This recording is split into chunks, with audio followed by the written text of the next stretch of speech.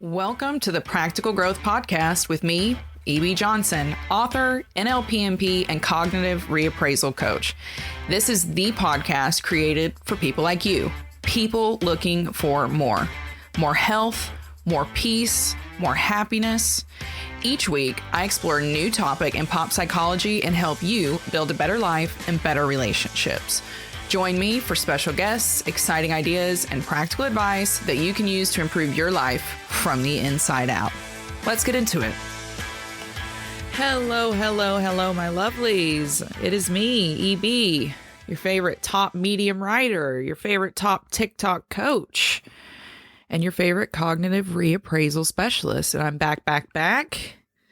We're here with episode 3 of the new season, and I want to start it with a question. I want to start by asking you a really simple question. How are your friendships doing these days? Do you have a lot of close friends? Do you have any close friends at all?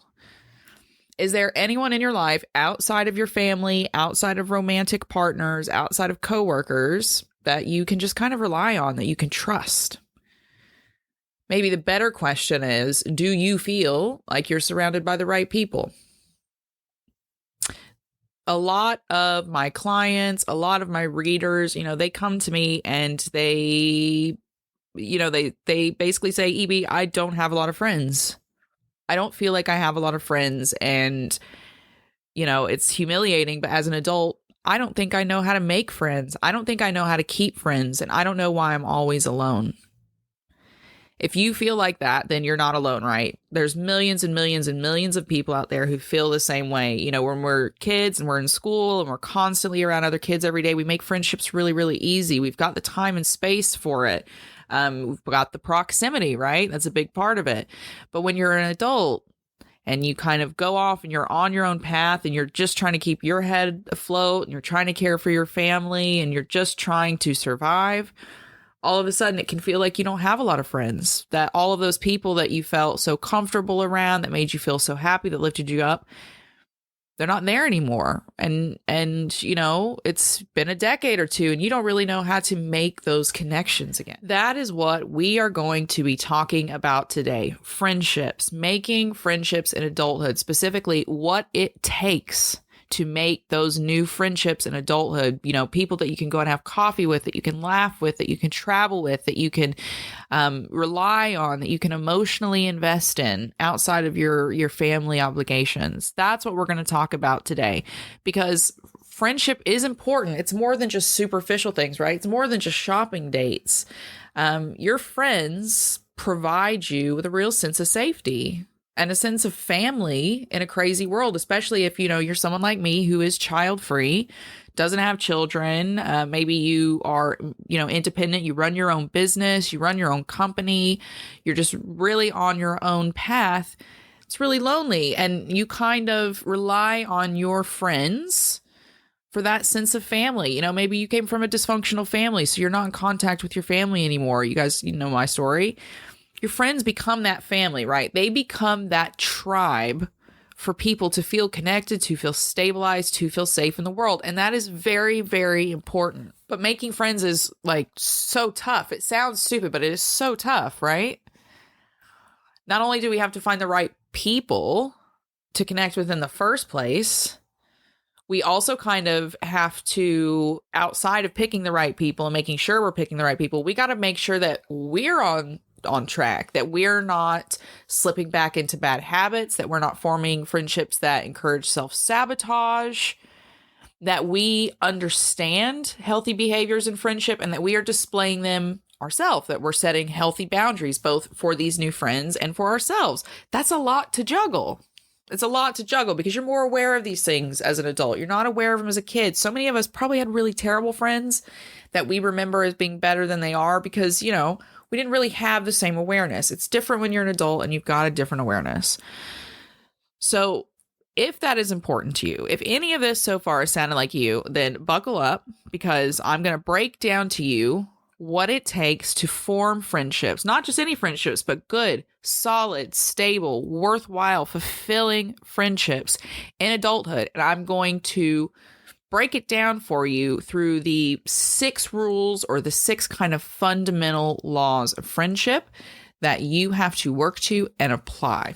So what am I talking about? Because if you're, a few years ago, if you were like me, because I was digging into this, all this information I share with you guys is always information that I have, applied to myself, that I have lived through myself, that I've worked through myself, and that I've worked through directly with my clients and my family and friends. And when I heard that there were 6 laws of friendship, I was like, you got to be kidding me. This is, are you kidding me? Another listicle, but it's true.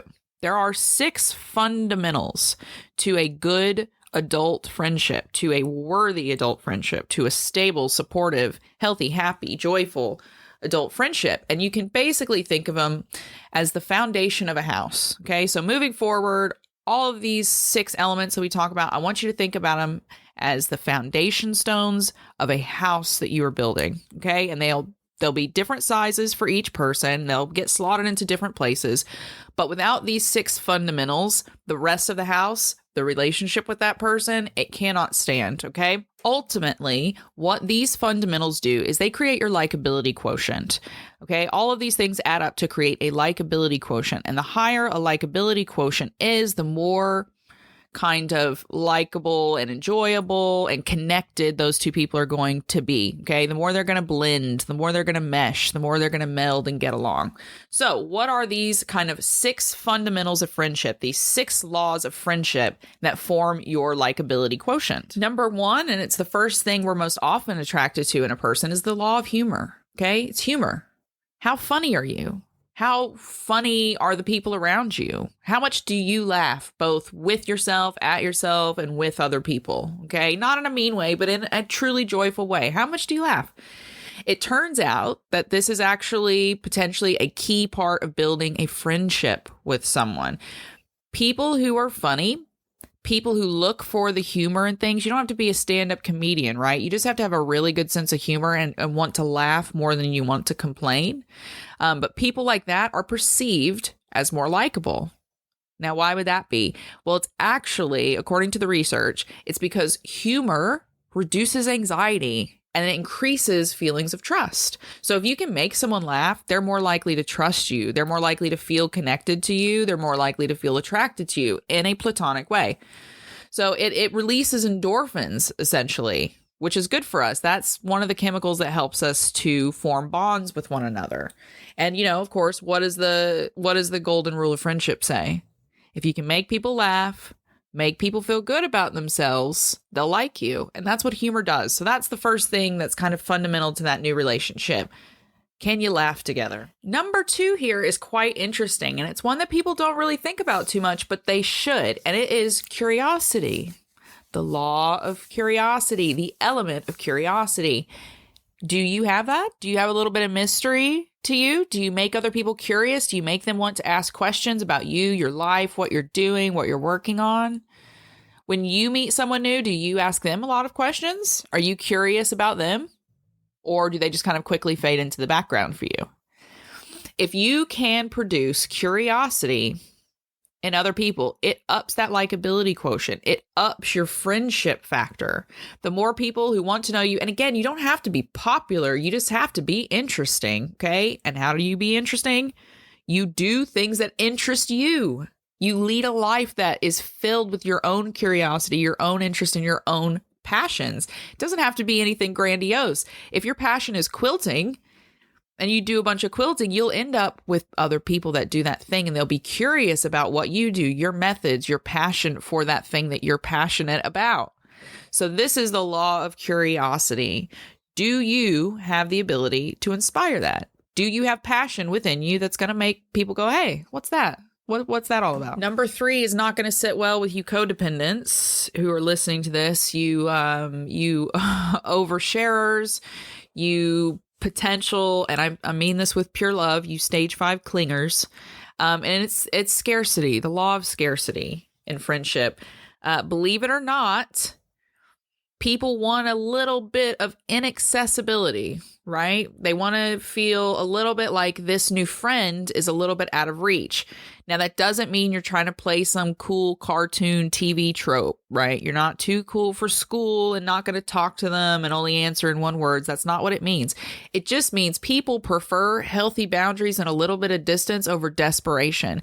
They don't want the person who wants to hang out 24/7, 365. And if they do, red flag, okay? That's a big, big, big, big, big red flag.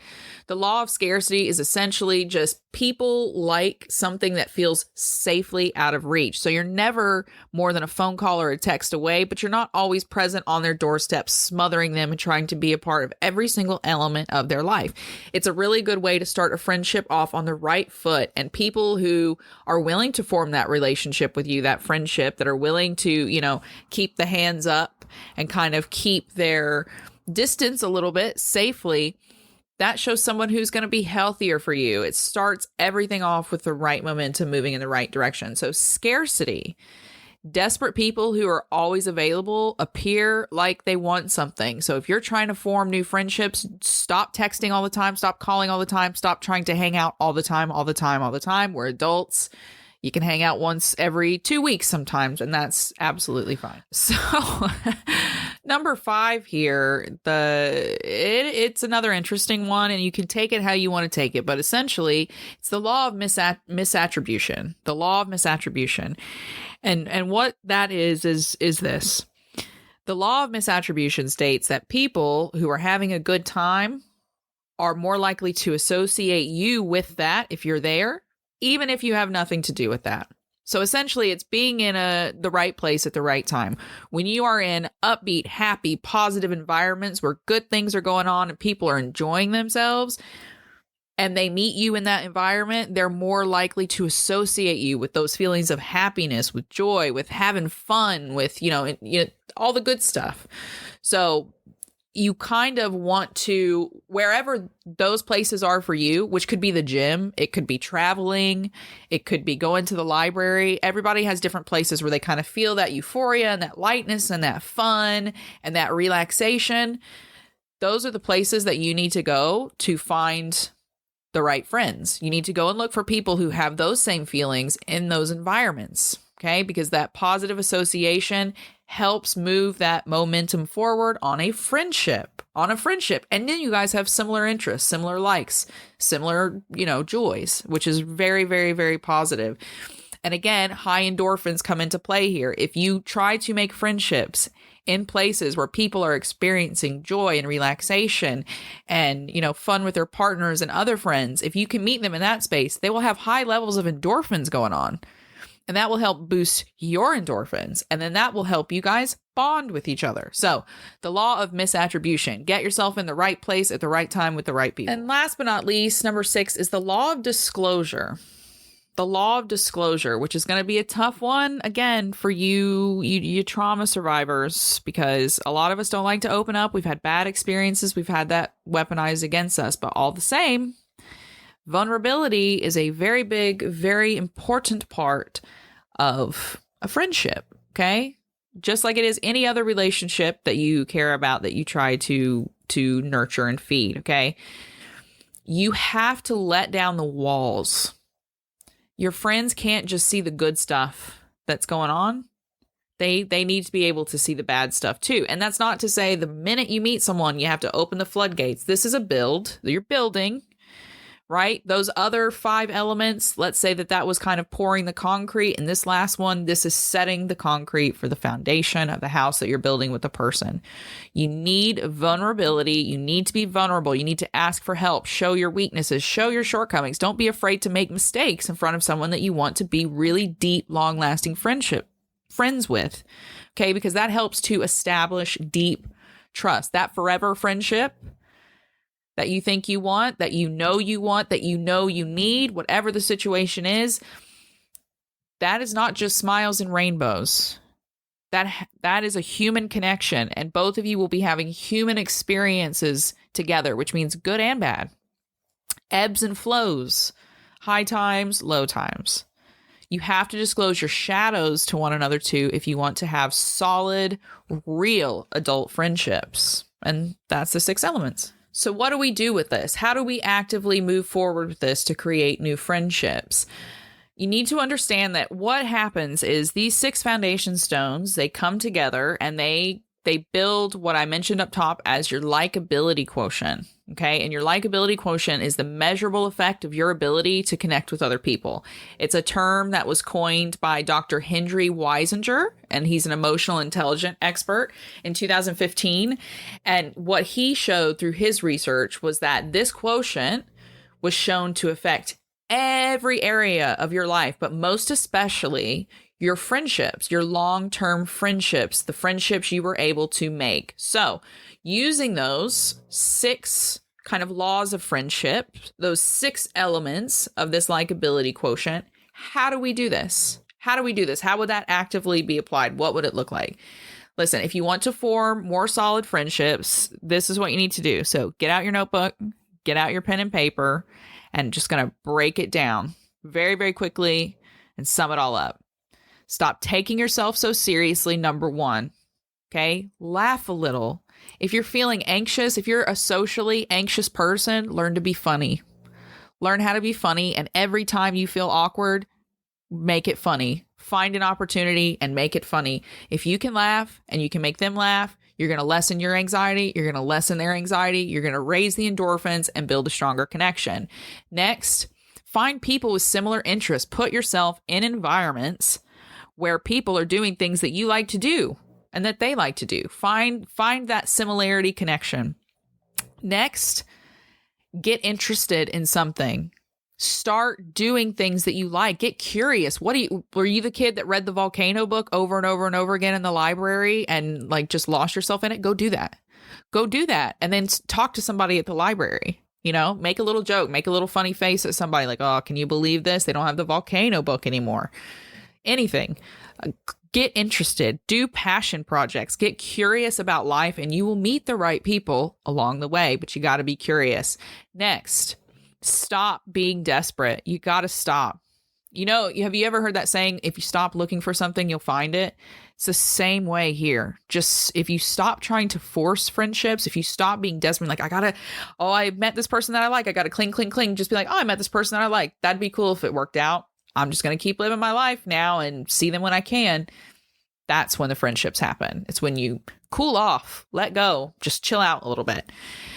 Next, elevate the spaces that you're in. Don't expect to be in a misery environment and make forever friendships. I know that happens sometimes, but damn, you got to be aware of trauma bonding, right? You got to be aware of trauma bonding. Try to connect with people in happy places where people are upbeat, enjoying themselves, having fun, having a good time. And last but not least, be vulnerable. Stop trying to portray yourself as this mountain of stone, this fortress, which has it all together and has life all figured out. No one wants to be friends with that person. We're all human. We're all struggling right now, unless you're a millionaire or a billionaire, which some of you might be, which is absolutely okay. But a lot of people are struggling right now. A lot of people have problems, not just financially, but in their relationships as well. It's a socially stressful climate. It's a politically stressful climate. It's stress. Everybody on this planet is stressed right now. So let yourself be human. Okay. Stop trying to be invincible. We all want to connect with a human who's going through a human experience like us. So do that. Connect with those people, and let them be human with you as well. And that's where you got to start. That's where you got to start if you are one of those people who, like I said at the start of the episode, you just feel like, I don't have any friends and I have no idea where to start, because the last time you made a bunch of friends, you were all doing finger painting together, or, you were all working on an essay that you were terrified you were all going to flunk. These are the steps that you can take now as an adult, just kind of out there floating through space and time, to make these new friendships, to make these new connections. Focus on increasing your likability quotient. Focus on connecting with people in those good spaces, having good times, that like the things that you like and want to do the things that you want to do. That really is like the most simple place to start. And you'll be surprised at the connections that you make. They may not be forever. I think there's an expectation too that a lot of us want to go out into the world and just meet somebody. Boom, this is my best friend, my forever friend, my person, right? For you Grey's Anatomy fans. But sometimes it's just like building a relationship, right? You had to go through a few partners to get to the right one that you wanted to spend time with. And friendships can be the same way. Some friendships are superficial. You have some people that you just go out maybe and have dinner with, or you have drinks with. There's some people you might only travel with. There's some people that you invite over to your house every Friday night for dinner, who hangs out with your kids. There are different types of friendships, and some take longer to build than others. And some, they last a couple months, they last a couple seasons, and then they're one and done affair. And that's okay. That's fine. People pass through lives. Again, as I said in last week's episode, when we talked about that big, huge historical context of trauma, think about it like our ancestors passing in the night, these nomadic people who were together for a season. And then once things changed, once the trees lost their leaves, once the prey was no longer there, they separated, they went to different ends of the continent. And then maybe they'd cross paths again, and maybe they didn't. It's the same with our friendships. Okay. And in a way, a lot of them are nomadic, and that's beautiful, because it gives us the chance to constantly meet new people and discover new elements of ourselves through our experiences with others. And, that's kind of the magic of being human. If you feel like you're not there yet, don't despair. As I said, you've got more time left than you think you do. So just keep your heart open, keep your mind open, and create that passionate, fulfilling, interesting life for yourself that just fills you up from the inside out. It's filled with all the things in this life that bring you joy, and the friends will come with that. They'll naturally come with it. So, be who you are, be as you are, and love yourself throughout this entire process. Become the friend that you want to attract, and you will attract those friendships. And that is it for today. Thank you so much for listening. Hopefully you learned something. Hopefully that's inspired you. It's made you feel a little bit better about your friendship situations, and it's given you a clearer vision of what you need to do to fill your life up with those meaningful connections that you're really, really ready to lean into. Thank you so, so much for listening again. You guys, you fill me up. It's absolutely incredible, and I would be nowhere without your support. So thank you for reading me on medium.com. Thank you for sharing my articles. Thank you for following me on TikTok and sharing all my videos, and YouTube and everywhere else. You guys are the best. I love you very, very much. And I'll be back next week with another exciting new episodes of Practical Growth. So until then, keep following, keep sharing. And if you want to get coached by me, head over to therealebjohnson.com and click on Working with Me to apply. Until then, until next time, keep your heads up, keep your eyes on the stars. Bye-bye.